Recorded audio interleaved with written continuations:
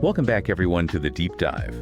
Today, we're going to be diving into an interesting paper all about Internet of Things security. Sounds good. Yeah, it's called Noise-Robust Radio Frequency Fingerprint Identification using denoised diffusion model. Okay. So basically, they're looking at ways to better identify your IoT devices like your smart thermostat or your security cameras, even industrial sensors, right? Right. And they want to do this by analyzing the device's radio signals, even when there's a lot of noise interference. Yeah. This is really about building a higher level of trust and security into the entire Internet of Things ecosystem as it continues to grow. Exactly. Because, I mean, think about it. Yeah. The more devices we have connected, the more entry points there are for potential attacks or vulnerabilities. Absolutely. And this paper really hits on a very important challenge in the whole area of device authentication. You know, it's like, imagine trying to identify different birds just by their songs. Okay. But there's a lot of wind or background noise, right? It makes it a lot harder to pick out those little subtle, unique melodies. Right. You just hear chirping. Yeah, exactly. And in the same way, every IoT device has these tiny little hardware imperfections that make its radio signal a bit unique. And so you can think of this as its radio frequency fingerprint. Oh, okay. And this gives us a way to identify them passively without needing complex encryption or any modifications to the devices themselves. It's kind of like a built-in natural identifier. So it's like taking advantage of something that's already there. Exactly. Instead of having to add something extra on top. Yeah. Which could be cumbersome or resource intensive. Right. Okay, so let's talk about this RFFI a little bit more. Okay. So instead of like passwords or digital certificates that could be hacked or stolen, Right. we're really looking at the physical hardware itself. Yeah, the fundamental characteristics of the hardware. And this is particularly useful for IoT networks because, like you were saying, there could be so many tiny little devices. Yeah. Right. And those devices might not have the resources to handle those traditional security methods. Right. But as the paper points out, noise is the big problem. Oh, yeah. Noise is always a problem. It is. The radio spectrum is a very crowded place. And when a device's signal is weak or there's interference, these subtle fingerprints, it's like they get buried. Yeah, it's like trying to have a conversation at a really loud party. Exactly. It's hard to hear anything. And the researchers really highlight just how much of a problem this noise is. Yeah, give some numbers here. Sure. So they reference other studies that show identification accuracy drops dramatically, even with small decreases in signal-to-noise ratio, or SNR. Yeah. And we're talking like going from really reliable identification, you know, like around 97% accuracy. Pretty good. Yeah. Down to basically chance, like 23%, just by adding some realistic noise. Oh, wow. So that's a huge drop. It is. So for listeners at home, this means a security system that's based on just traditional RFFI Yeah. in a noisy environment could be practically useless. It could, and that leaves your devices open to all sorts of vulnerabilities. Right. Makes sense. Yeah. So there have been some attempts to improve RFFI's robustness to noise, right? There have been. What have people tried? So some researchers have trained the systems with more noisy data, or they've tried to combine readings from multiple sensors, Right. kind of like getting a second opinion. Right. But these approaches really struggle when the noise level gets really high. Okay, so what's different about this new paper? How did these researchers cut through all that static? Well, they've introduced a powerful tool from the world of generative machine learning, diffusion models. Now, you might have heard of these diffusion models, maybe in the context of creating those crazy realistic images that we're seeing all over the place. Right, or even generating new music and audio. Yeah, it's pretty mind-blowing what they can do. It is. But the basic idea behind diffusion models is that they learn to reverse this process of degradation. Exactly. Think about taking a clean image, right? Okay. And you slowly add noise to it until it's just random pixels. Yeah, like that static on a TV screen. Exactly. So a diffusion model learns how to go backwards from that noisy state, step by step, removing the noise to reconstruct the original image. Okay, so in this paper, instead of recreating images, they're applying this noise reversal idea to the actual radio signals from IoT devices. Precisely. That's really cool. It is pretty clever. It's like they're training a specialized noise cancellation system that's tailored to the specific type of noise that affects these device fingerprints. Right, so it's not just generic noise reduction. It's not. It's very specific. It's like it's learned the language of these radio frequency fingerprints. Exactly. And the paper highlights that this is actually a brand new application of diffusion models in this specific area. Okay, so this is cutting edge stuff. It is. So how does it actually work? What are the main stages involved in this system? Well, they have two main phases, a training phase and an inference phase. Okay, makes sense. In the training phase, they teach the system to recognize and remove the noise. And then in the inference phase, they use this trained system to identify new noisy signals. Okay, so like any good machine learning system, it needs to learn first before it can actually do anything useful. Precisely. And you said the training phase has a couple of important parts to it, right? It does, yeah. So let's start with the diffusion model, this noise predictor you mentioned. Okay. How do they actually teach it what noise looks like in these radio signals? So they start with clean radio signals from the devices that they want to identify. Okay. Then they simulate this process of adding noise gradually, step by step, like turning up the static on a radio. Got it. And they have this mathematical formula that they use. They call it the forward diffusion process. Okay. And it describes how much noise gets added at each step. So it's controlled chaos in a way. Exactly. And this is governed by something they call a variance schedule. Okay. Which basically dictates how quickly the signal degrades as you add noise. So it's like a recipe for noise. Yeah, you could think of it that way. Okay. And they have this specific equation that defines the signal at any given noise level.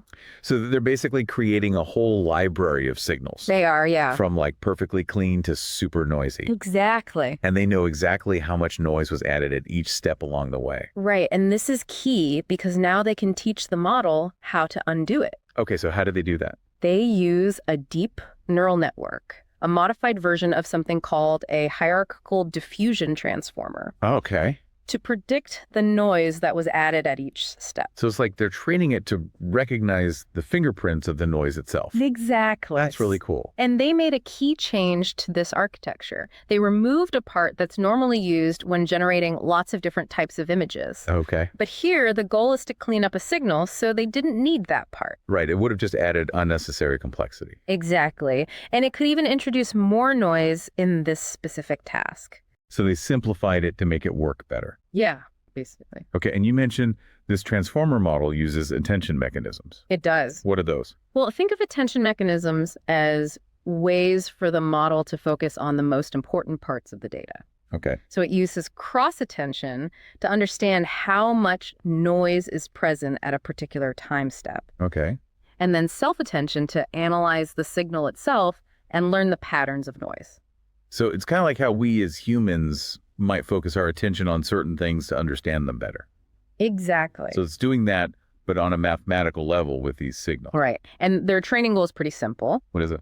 They want to minimize the difference between the actual noise that they added and the noise that their network predicts. So it's like a game of spot the difference, but for noise. Pretty much, yeah. And once they've trained this noise predictor, it's really good at seeing through the noise in that corrupted signal. They even have this equation that shows how they can take a noisy signal and, based on the predicted noise, calculate a cleaner version of the signal from the previous step. So it's like stepping back in time through the noise addition process. It is, yeah. Okay, that's really cool. So they've built this noise removing engine. Yeah. What's the second part of this training process? Well, the second part is training the actual classifier. You know, the point that will identify which device sent the signal. Right, because the noise removal is just the first step. Exactly. Okay, so how do they train this classifier? Well, they use a couple of neat tricks here. Okay. First, they do something called noise augmentation. Okay, I've heard of that. It's a common strategy where they add extra noise to the training data to make the classifier more robust to noisy input. So they're kind of giving it a tougher training regimen so it can perform better in the real world. Yeah. And then even more interesting, they introduced this idea of SNR mapping. SNR mapping? Yeah, signal to noise ratio mapping.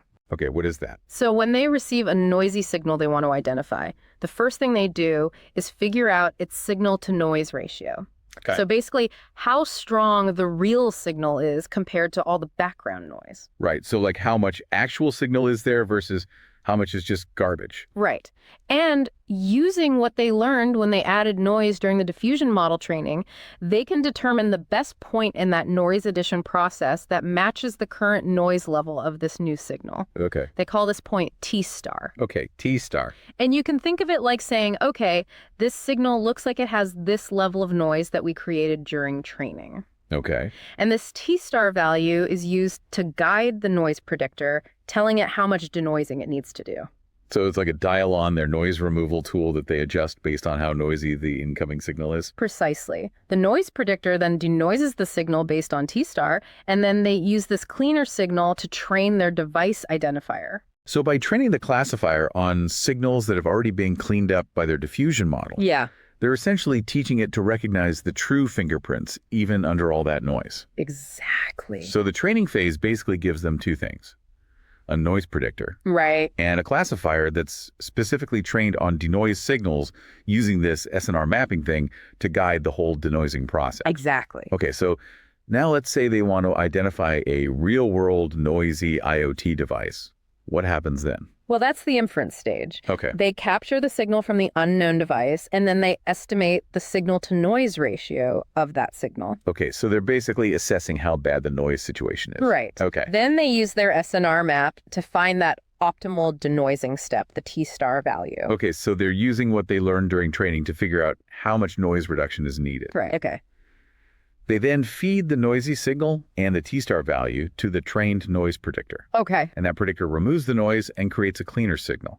Okay. Finally, they take that denoise signal and feed it into their classifier, which then predicts which device the signal came from. Okay, so it's a multi-step process, but it all hinges on this idea of using the diffusion model to remove the noise before making the identification. Exactly.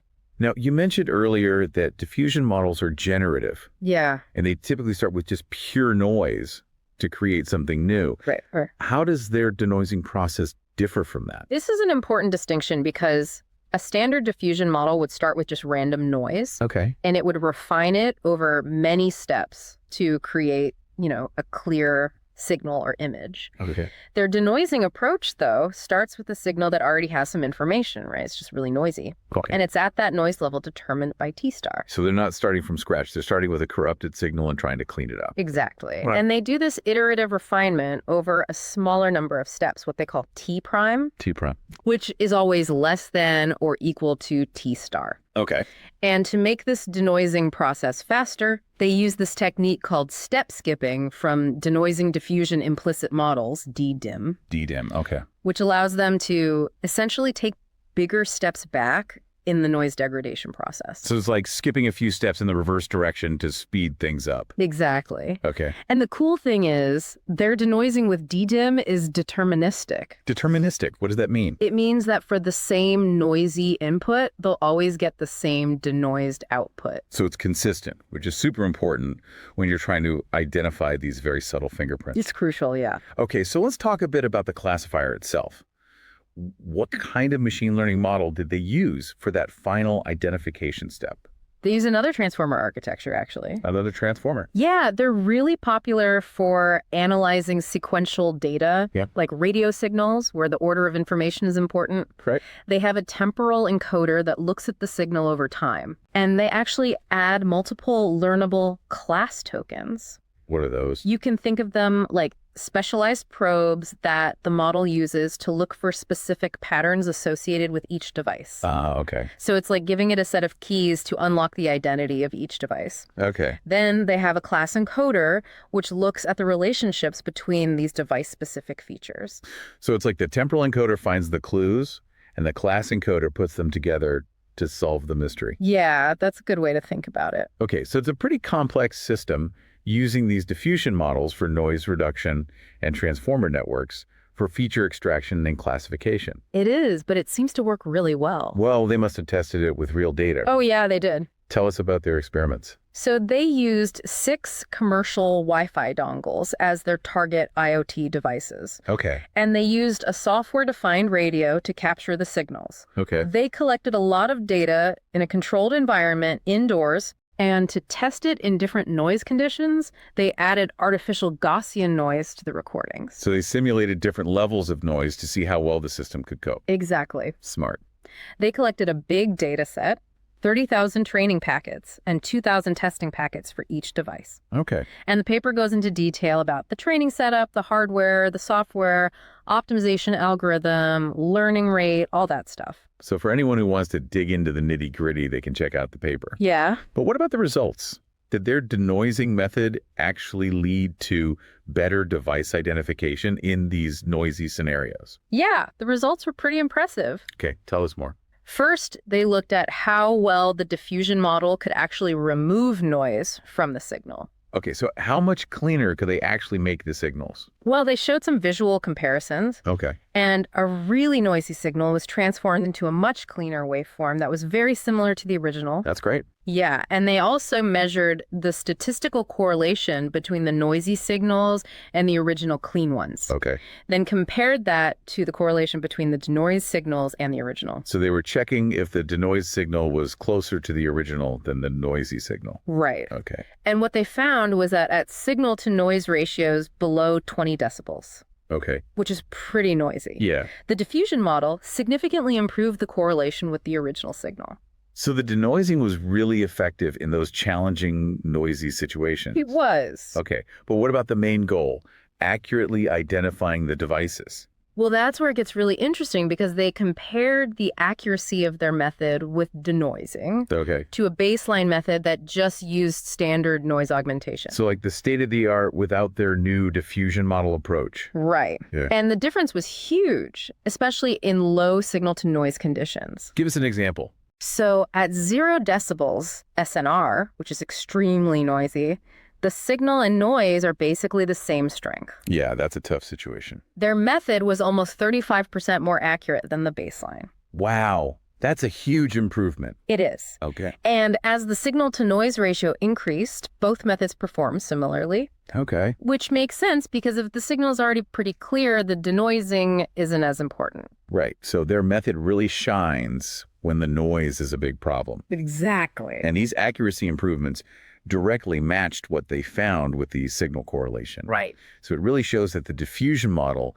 is recovering the key parts of the signal that were hidden by noise. Yeah. It basically allows the system to see through the noise and identify the devices accurately. So in situations where traditional RFFI systems would just fail because of all the noise, Yeah. this new method is a big step forward. It is. It's like they've given RFFI a superpower to hear through the noise. You could say that, yeah. So this has the potential to make RFFI a much more reliable security tool Yeah. for IoT devices. Definitely.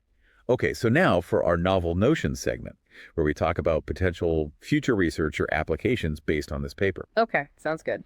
So, reading this paper really got me thinking, if diffusion models can do such a good job of denoising for identification purposes, Yeah. could we use the same principle to actually improve communication itself in noisy environments? That's a great question, and it's definitely a possibility worth exploring. Right. Imagine if IoT devices could use a lightweight version of this diffusion-based denoising, Okay. not just to be identified, Yeah. but to clean up the signals that they're receiving. So they could hear each other better, even when there's a lot of interference. Exactly. And that could really enhance reliability and extend the range of their communication. That would be huge, especially for industrial settings or remote areas where noise is a big issue, Absolutely. or even just in your own home if you have like a ton of devices on your Wi-Fi network. Yeah, that's a great point. So future research could look at developing more efficient versions of these diffusion models. Right. Ones that can run on those tiny little IoT devices. Yeah, because those devices don't have a lot of processing power or battery life. Exactly. But it's a really interesting direction to go in. Definitely. So moving beyond identification to actually improving the communication itself, Right. what other potential applications or future research directions do you see? Well, I think there's also a lot of potential for using this denoising technique with other signal processing tasks in the IoT world. Okay, like what?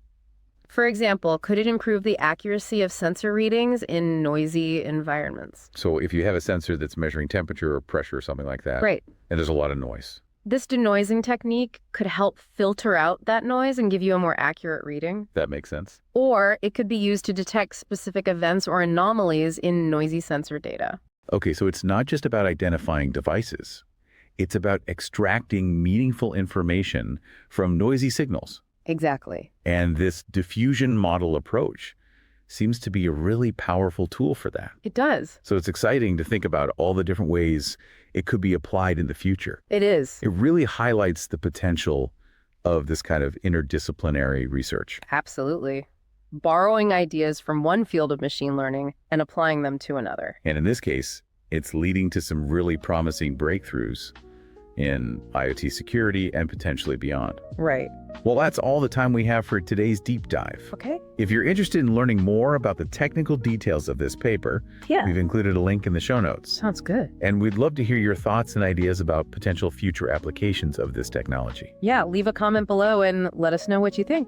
Thanks for joining us. We'll be back next time with another deep dive into the world of cutting-edge research. See you then.